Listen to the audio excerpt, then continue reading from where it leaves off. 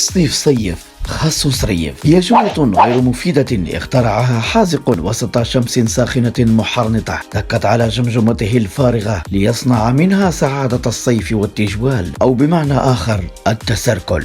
أولا، يذهب هذا الكائن لأقرب حلاق ليعري على أذنيه السمقاويتين اللتان كان الدود على وشك السكن هناك، ثم يعتلي على حافلة مكتوب عليها ويفي وكليما، والواقع هو العكس كيف ديما، حافلة تكاد أن تنفجر من الزحام والضغط وبالأخص رائحة الإبط. ثم تهبط مجموعة من الحالات الإنسانية إلى رمال البحر الساخنة، وكل من مرت بجانبهم ينعتونها بفينا الزوينة.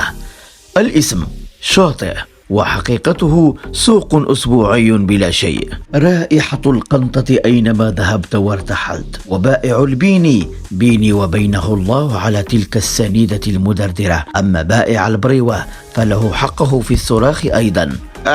دي تولا